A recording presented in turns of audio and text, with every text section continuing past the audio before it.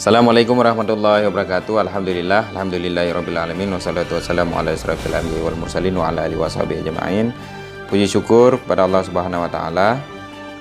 Selawat dan salam kepada junjungan alam Nabi besar Muhammad sallallahu alaihi wasallam. Pada kesempatan ini kita akan membahas tentang materi kita selanjutnya, yaitu Pancasila sebagai dasar negara.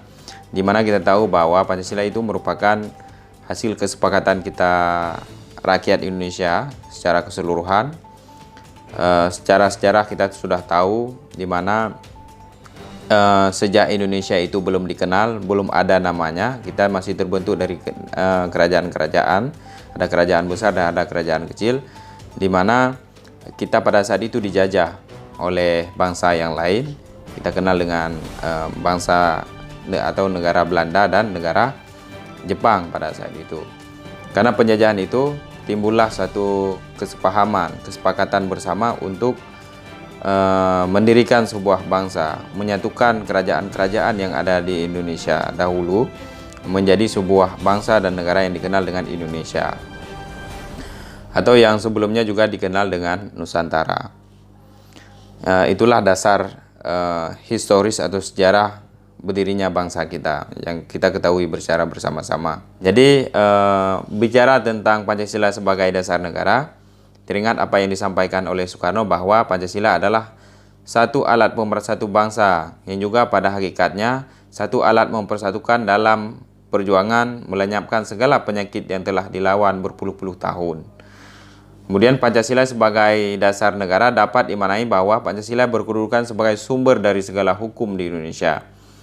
Jadi pijakannya jelas kalau di Indonesia itu adalah nilai-nilai yang sudah ditanam di dalam Pancasila, yang sudah disepakati oleh para tokoh-tokoh pendiri bangsa kita.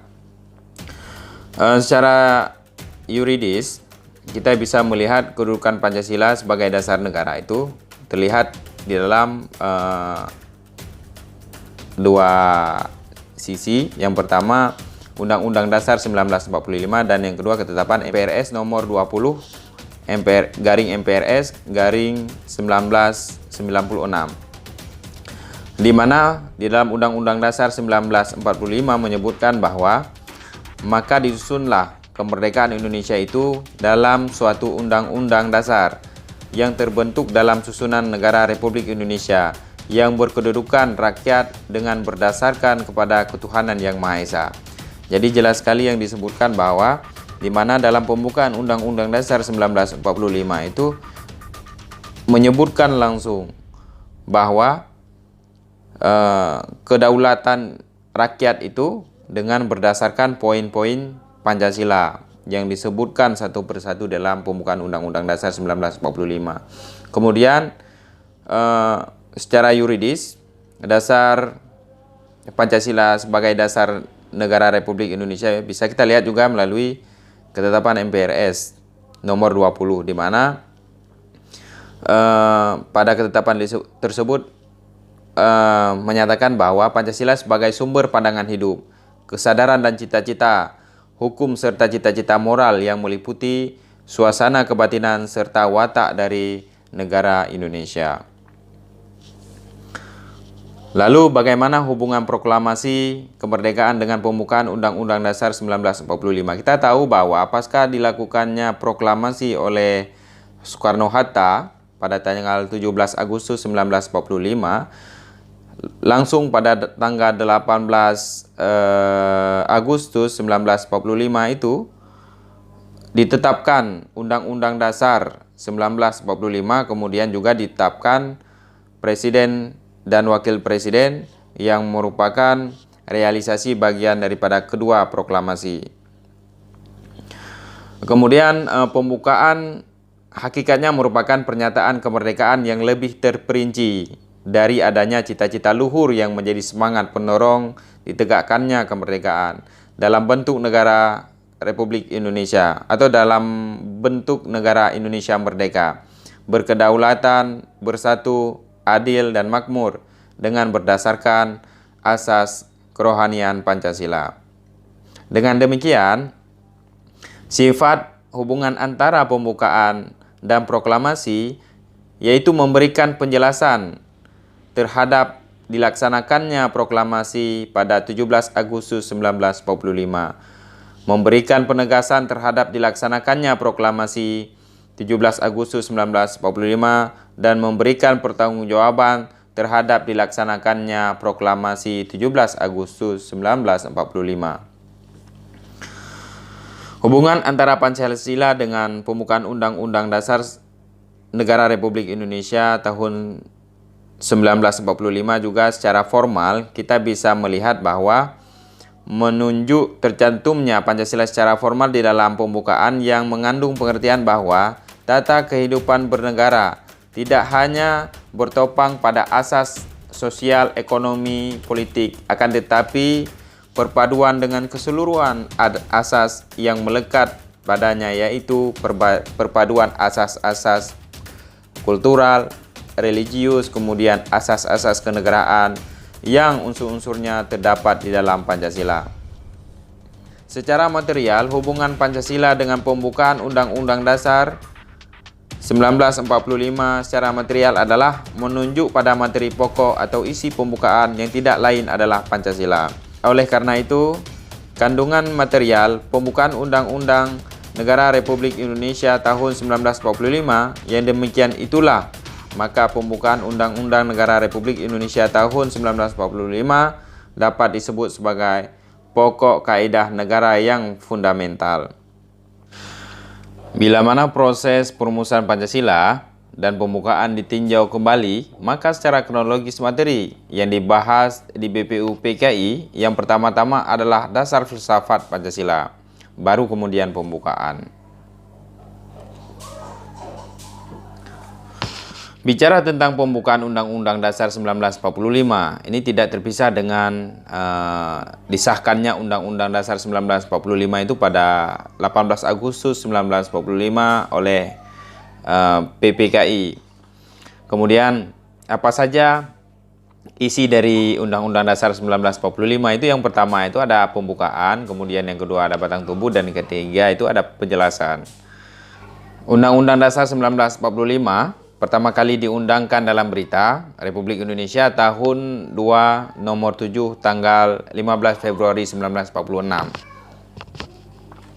Kemudian kita bisa melihat apa saja isi dari alinea pembukaan Undang-Undang Dasar 1945. Kita tahu bahwa ada 4 alinea dalam pembukaan Undang-Undang Dasar 45. Yang pertama itu berisi tentang nilai-nilai yang bersifat umum, pengakuan bangsa Indonesia terhadap nilai-nilai tersebut, yakni kemerdekaan. Kemudian pada alinea kedua kita bisa melihat bahwa bangsa Indonesia berusaha mewujudkan kemerdekaan secara nyata dengan perjuangan kemerdekaan rakyat Indonesia yang telah sampai pada gerbang pintu kemerdekaan. Kemudian pada alinea ketiga kita bisa melihat keyakinan bahwa keinginan tersebut berkat rahmat Allah yang Maha Kuasa. Pada alinea yang keempat, kita bisa melihat bahwa memuat visi masa depan kebangsaan dengan kenegaraan Indonesia. Pada alinea inilah start fundamental norma yang meliputi memuat tujuan negara Republik Indonesia, baik yang bersifat khusus maupun yang bersifat umum. Kemudian Undang-Undang Dasar akan diadakan secepatnya. Kemudian pemerintah berbentuk kedaulatan rakyat. Kemudian selanjutnya dasar negara Republik Indonesia itu ialah Pancasila. Jadi itulah start fundamental norm yang bisa kita lihat bersama-sama pada alinea keempat. Selanjutnya kita bisa melihat bahwa ketentuan-ketentuan pokok tersebut direalisasikan dalam pasal-pasal Undang-Undang Dasar 1945 atau dengan kata lain sebagai kausa organik ya. Oleh karena itu sifat yang start fundamental norm, maka MPRS mengeluarkan TAP nomor 20 garing MPRS garing 66 nomor dan juga nomor 5 garing MPRS garing 73 dan nomor 9 garing 83. Pembukaan Undang-Undang Dasar 1945 sebagai pernyataan kemerdekaan yang terperinci mengandung cita-cita luhur dari Proklamasi 17 Agustus 1945 dan memuat Pancasila sebagai dasar negara merupakan satu rangkaian dengan proklamasi. Dengan demikian, tidak dapat diubah oleh siapapun juga, termasuk MPR yang dipilih di dalam pemilu. Kemudian bagaimana kedudukan pembukaan Undang-Undang Dasar 1945 dalam tertib hukum? Yang pertama kita bisa melihat bahwa Undang-Undang Dasar 1945 itu sebagai asas hukum, baik yang tertulis maupun tidak tertulis. Yaitu bisa kita lihat melalui dua segi. Yang pertama, segi terjadinya. Itu ditentukan oleh pembentuk negara dengan terjelma dalam suatu pernyataan lahir pembentuk negara. Kemudian yang kedua memuat pokok kaidah negara yang fundamental, yaitu tujuan negara, ketentuan diadakan undang-undang dasar, bentuk negara kedaulatan, dan memuat dasar negara. Kemudian yang kedua, dari segi pokok pikiran pembukaan Undang-Undang Dasar 1945, itu bisa kita lihat melalui pokok-pokok pikiran yang pertama, negara melindungi segenap bangsa Indonesia dan seluruh tumpah darah Indonesia dengan berdasarkan asas persatuan. Hal tersebut bisa kita lihat dan bisa kita temukan di dalam sila yang ketiga. Kemudian pokok pikiran kedua, negara hendaknya mewujudkan keadilan sosial bagi seluruh rakyat Indonesia. Hal tersebut bisa kita lihat melalui sila yang kelima. Kemudian pokok pikiran ketiga, negara yang berkedaulatan rakyat berdasarkan atas kerakyatan dan permusyawaratan atau perwakilan. Hal tersebut bisa kita lihat melalui sila yang keempat. Kemudian pokok pikiran selanjutnya, negara berdasarkan atas ketuhanan yang Maha Esa menurut dasar kemanusiaan yang adil dan beradab, mewajibkan pemerintah untuk memelihara budi pekerti kemanusiaan yang mulia. Hal tersebut bisa kita lihat melalui sila pertama dan sila yang kedua. Jadi inilah materi yang dapat kita sampaikan. Jika nanti ada pertanyaan, silahkan bertanya secara langsung di di komentar. Jangan lupa like dan share video ini agar teman-teman yang lain juga bisa menyaksikan materi kita, yaitu tentang Pancasila sebagai dasar negara. Lebih kurang saya mohon maaf. Wabillahi taufiq wal hidayah. Assalamualaikum warahmatullahi wabarakatuh.